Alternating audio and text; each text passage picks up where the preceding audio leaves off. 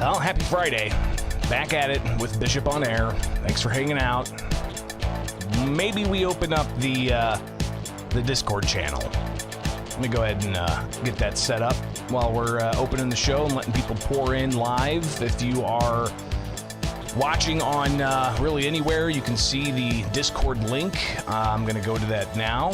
You can also find it by going to bishoponair.com and find the Discord link, click it, and you'll be taken to the link where you can accept an invitation and accept it, and you'll be in. I'll set up a staging area where we can have people essentially log in and prepare for your calls. So I'll get that started here. Let me click a few buttons, start the stage. Your calls. All right. So there we go. That is set up. All you got to do is go in there, go to the Your Call section, click through, and then I'll let you in a little bit later on. So we're going to do a segment on what's happened at the Illinois State House. It's another jam-packed session. They passed dozens and dozens of bills yesterday out of both chambers. I didn't leave the Capitol until close to 10 o'clock or so. It was a late night. Still no budget, by the way, so we'll talk about that. Then we'll just open it up for your Discord calls. Shout out to those in the live chat this morning. Benjamin, you got the first good morning, so appreciate that. Daniel, Ed, Tom, Chubby Guy Customs Garage, Sergio, TechSmith, James Bond Jr., Tattooed Squirrel, David, TK, Tenebris, Doobie-Loo on X, good morning. Oscar Mike, Jerry, Roman, Peter, Kent, AJ, John, Tracy, Keith, Mick Coyote Kohler, Mr. Coyote Kohler, there you go. Okay, I get it. Randall Munson, KJM, and by the way, Mr. Coyote Kohler, curious to hear your thoughts on the proposed end of wild game hunting contests. Not sure that's going to make it all the way through, but it did pass the House. So maybe we can hear some thoughts about that. Kenneth, Breg Gishop, appreciate you being in here. I got to click through and check out your profile. What do you got going on there? Also, Titus, David, and so on. I really do appreciate you guys being here. Looks like the YouTube algorithm might be corrected from a couple of days ago, so that's good to see. But hey, stay tuned. We got tons to get to. A lot of action at the Illinois State House, but no state budget. We've got a state mushroom, but no state budget. The metaphor there is quite interesting. We'll talk about that as well. So stay tuned. It is Bishop on Air here, live and with you each and every morning. So be sure to like, subscribe, and hit that notification bell.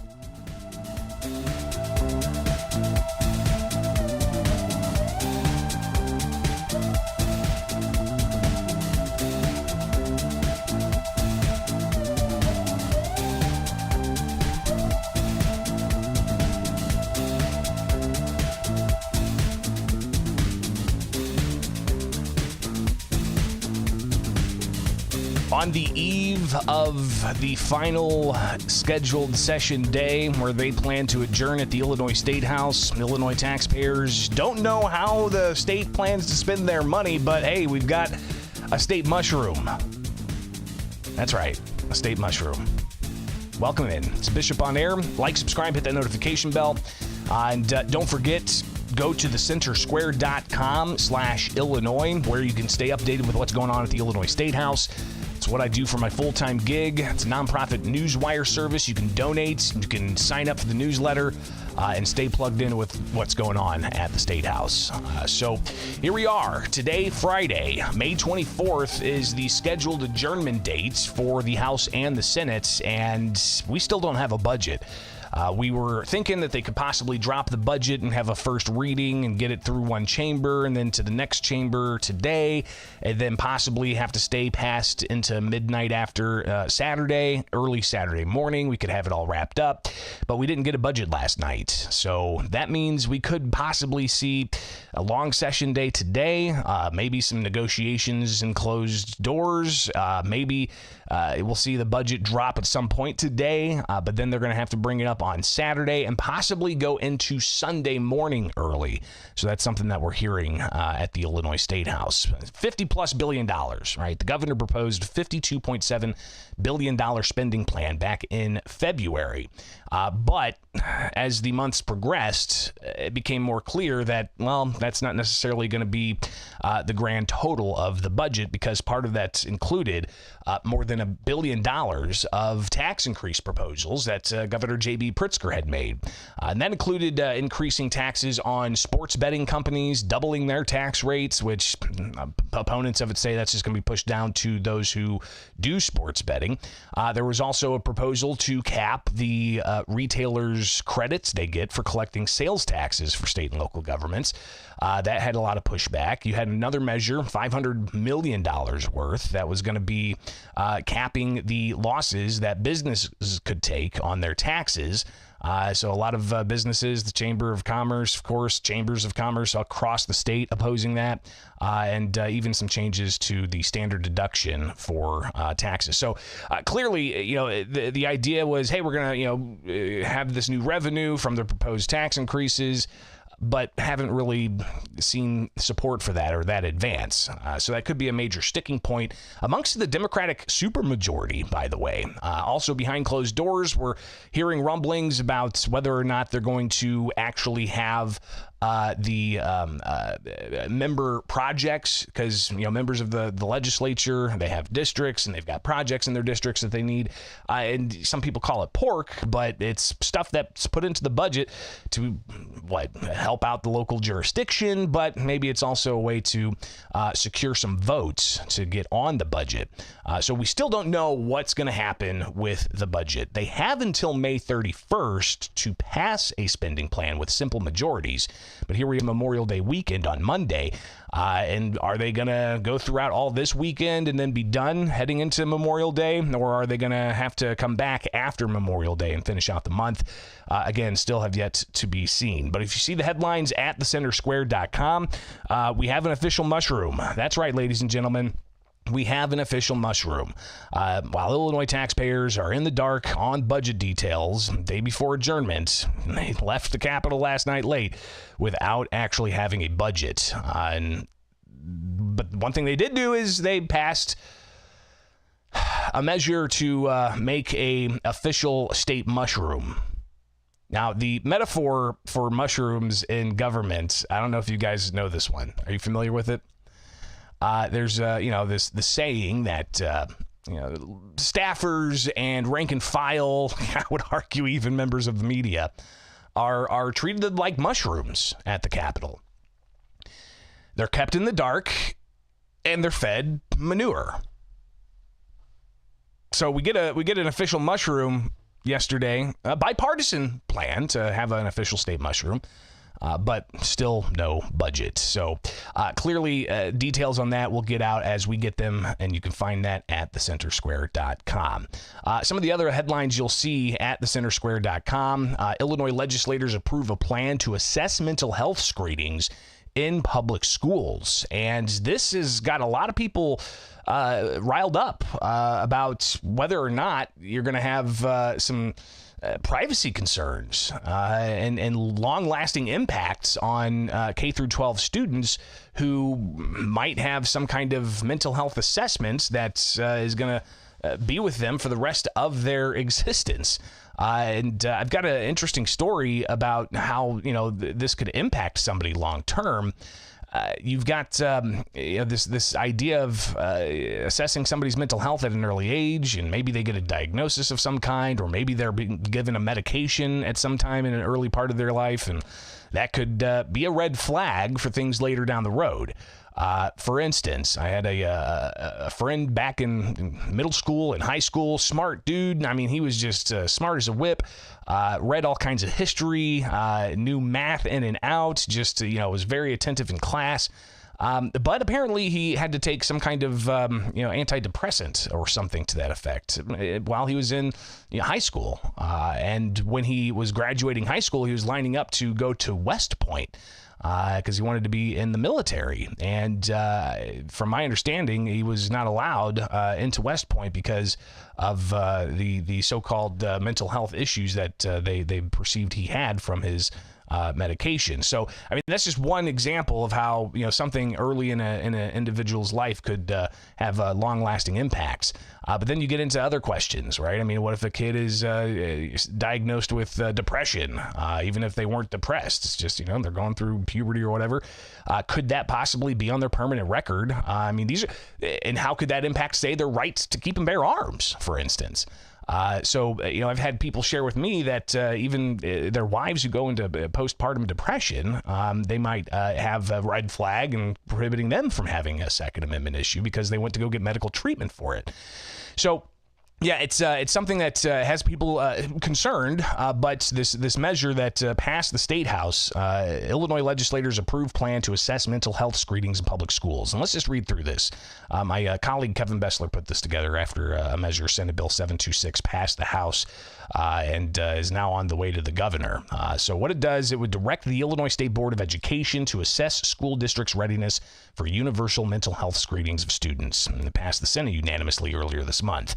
The sponsor said that we are in a mental health crisis for children. I, others in this chamber, and the executive branch leaders believe that we have to be thoughtful and systematic in our work to build up the system. If signed into law, the State Board of Education will have until April of next year to report back to the governor and the General Assembly the results of the assessments. But you had state representatives like Adam Niemerg push back, saying that there should be local control for the districts and whether or not they want to take part in this. He says there's no opt-out for school districts, and the parents, such as himself or other members, are not given access to those questions or know exactly what the questions are or what is going to be asked of their children. Others, like Tom Weber, he said that, number one, parents need to be notified. Parents are engaged, and parents will be the first ones to know what kinds of results, if any, come out of any type of universal health screening done to children at schools. But the proponents of this say that it's not going to be a mandate that every child goes through some kind of mental health evaluation. They say that it's just to make sure that there is universal access to mental health screenings if that is what is needed. Then you have another interesting story here, and this one is about a House bill that passed, and it deals with essentially, saying that a parent who has an adult child with disabilities, if they live in subsidized housing, they are not required to have to live in the same room as their adult child with disabilities if they're of the opposite sex. But during debate, State Representative Tara Costa Howard could not define what opposite sex meant during debate. And if you go to thecentersquare.com, you can see this video. Let's go ahead and pull this up so we can hear it. 3351 aligns the state of Illinois with federal HUD standards. It would provide that an elderly parent and their adult child with disabilities of the opposite sex will not be required to share just one bedroom. We want to give people dignity, and this is a way to align the state of Illinois with our federal standards. Can you explain to us what that means, what opposite sex is? Oh, Representative, let's go. What does that mean, though? Define what opposite sex means. It means as defined in the federal definitions. That's I don't have that handy. I don't have that information in front of me. I would assume you have that. What does that mean? Help this body understand before we vote on that. Sure. Hold on one second. Let me make sure I want to make sure I read that to you correctly. Representative, we'll get back to you on that when we're trying to locate the definition. What's your next question? That's fine. So what does it mean to you? What does this mean to you? This is your bill, so just explain to this body what that means to you. Well, frankly, Representative, my personal feelings on that issue are really irrelevant. It's the way that we've written this statute to make sure that we have defined it so that we are in line with the federal guidelines. So say that again, your personal feelings does not enter into this? Is that what you're saying? This is the statute. Okay. All right, well, I think before we vote on this, we really need to know what the definition is. I would like you to expand upon what your personal feelings are, whether it matters or not. I think it's important. Do you feel that the opposite sex, or believe that the opposite sex definition is static, or is that fluid? I apologize. Could you say that again? I didn't hear you. Yeah, so do you believe the definition of opposite sex to be static, or is that fluid? Did it change? Well, I think what my personal feelings on how we define opposite sex are frankly irrelevant. We have to make sure that we are in compliance with the federal guidelines. And so what the federal statute says is what Illinois is going to become in compliance with. So how do we vote on this if we don't know what the definition of that is? That's kind of important to members in this body, to whether it is fluid or otherwise. Representative, as you know, individuals in this chamber vote however they want, however they feel about a particular policy issue. And so, Representative, if you feel that we should not give individuals dignity, then you vote no. But I'm here, and I believe my side of the aisle is here to make sure that individuals who are in subsidized housing, who have children with adult disabilities that they are continuing to care for, are going to have dignity. So you do you, and we'll. So Tara Costa Howard saying you do you and we'll do us. So the Democratic supermajority having that bill and advancing it, and for whatever is the substance of the bill, just the fact that it couldn't define opposite sex clearly, definitively. That had some people asking some interesting questions yesterday. So again, a lot happening yesterday. Also in the Senate, they approved an amendment to Governor J.B. Pritzker's change to health insurance plans regulated by the state of Illinois, trying to bring about network adequacy. Republicans say that it's going to essentially raise the cost of insurance across the board, but that passed the Senate. That's got to go back to the House today. So another measure that ultimately advanced. But you have a bill that's ready for the governor's desk. Illinois bill allows out-of-state minors to apply for taxpayer-funded abortions. And this measure sparked some heated debate. House Bill 5329 in the Senate. It's on its way to the governor's desk soon. And essentially what it does is it allows for individuals to cross state lines to get an abortion, but also to apply for the family planning program, taxpayer-funded, that allows for them to get taxpayer-funded abortions in the state of Illinois. But Republican State Senator Jill Tracy, she was concerned that minors would be crossing cross-state lines without a parent knowing, or possibly even, say, for instance, having a really just bad criminal situation of a minor abused by their step parent, and the step parent wanting to cover that up. And she said that this would essentially allow to facilitate that, but it also dealt with sharing information, saying that the state couldn't share information or local governments couldn't share information with out-of-state prosecutors who are trying to prosecute people for abortion. So again, clearly a lot of interesting things being brought up at the Illinois State House, but still no budget. Again, we got a state mushroom, but still no state budget. So go to thecentersquare.com and be sure to like, subscribe, hit that notification bell, and subscribe to the newsletter. Also, be sure to donate to nonprofit Newswire service. So do what you can to help us out there. But here, you're hanging out in the mornings, and I appreciate you with Bishop on Air. So again, final day of scheduled session, fully anticipating to go into tomorrow, possibly even into Sunday. Will we do a live show on Saturday? Who knows? Maybe. What about Monday? It's Memorial Day. I might just have that day off. We shall see. But who knows what happens? Follow me on X, on Facebook, on YouTube, and join us elsewhere. Just search Bishop on Air.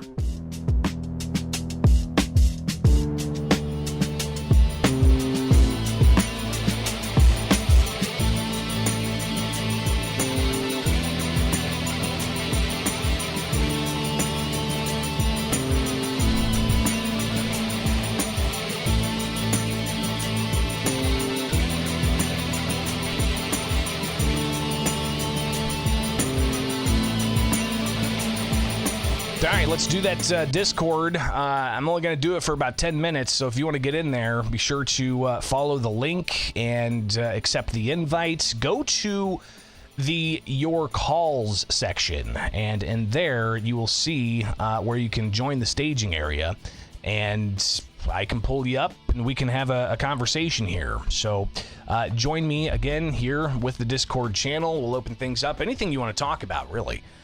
It could be about what's your anticipation for the Illinois General Assembly. When do you think they're actually going to be done with the budget? Or maybe you want to sound off on some of the latest in litigation against firearm laws. We've got, of course, the U.S. Supreme Court doing a conference yesterday. We'll know whether or not they're going to either deny taking the challenges out of Illinois, challenging Illinois' gun and magazine ban, or if they're going to relist, or if they're going to accept and consolidate. What exactly is going to happen? We'll be watching that, but you did have a conference with the U.S. Supreme Court yesterday. You've also got the Southern District of Illinois federal case. It's challenging the gun ban. That's moving forward on the merits. And on the merits, you've got experts lining up to take part in a bench trial. And when is that bench trial going to take place? It looks like it could be in July.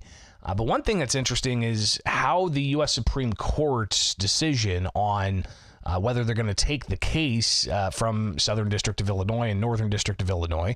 If they take the case, will that essentially put the Southern District case on the merits on pause? Because the questions being asked of the U.S. Supreme Court are on preliminary issues. Yeah, they deal with the Second Amendment, but they're on preliminary issues. But the plaintiffs are essentially saying the lower courts are bucking the U.S. Supreme Court's recent rulings in Heller and in NYSERPA v. Bruin, New York State Rifle and Pistol Association v. Bruin. And they're asking on a preliminary basis, an interlocutory basis, which means taking the case in the middle of it. They're asking that they take the case to set these lower courts straight. Because right now, the question that's being asked of the Southern District case, based off of the Seventh Circuit U.S. Court of Appeals, is, well, M16s are military firearms, and AR-15s are, or AR-14s. I'm all mixed up now. It's Friday. It's been a long week. AR-15s. I need like a producer to come in here and give me notes. But the question is, you know, are they military weapons? Are they the sister of an M16, for instance? And whether or not that indeed is allowable in civilian hands, because that seems to be what the Seventh Circuit Court of Appeals said. Yeah, you can go ahead and ban these things because they're like military weapons. The arguments against that, though, are they are common use by tens of millions of people across the country, if not hundreds of thousands just in Illinois. And in common use doesn't mean just using it for self-defense. As a California judge said recently, using a firearm includes having it ready underneath your bed in the dead of night for something. Even if you don't ever have to use it, it's still in common use. So, we'll see what happens with the U.S. Supreme Court. Are they going to actually take up that case? And whether we'll see the case in the Southern District move forward or not. All right, guys, I am not seeing anybody jump into the Your Calls section. So if you want, you know, gotta jump in and join us. But I'm not seeing anybody in the staging area, so I'm going to go ahead and call it because I got to get back to the State House. I was there for like 14 hours yesterday. 14 hours. Not fun. Actually, I'm having a blast. I mean, I really do enjoy it. Gosh, I need to get a haircut here soon. All right, guys. Have a great day. We'll see you. Again, I'm not sure if I'm going to do a show on Saturday just to do a recap of what happened at the State House, but we'll see. That's why you need to like, subscribe, and hit that notification bell. And then on Monday, or should I do a show on Sunday too? Because, I mean, they could have a budget come Sunday. That's possible. And then Memorial Day on Monday. Who knows? Keith, take the day off, Greg. Life's too short. Maybe I take your advice. All right. Have a great day, guys. Tom, Jeremy, Keith, CF, AJ, Randall, Festus, Titus, Jeremy. Who else we got? Alejandro, Freedom 1776, Brian, CF, Goku 303030, Friedman Brock, IT Security for the win, and several others. Johnny, Robert, Tattooed Squirrel. Appreciate you guys. I gotta go. All right. Have a great day. Be safe. Like, subscribe, hit the notification bell. And don't forget to check out thecentersquare.com. Thecentersquare.com. I'm out. Peace.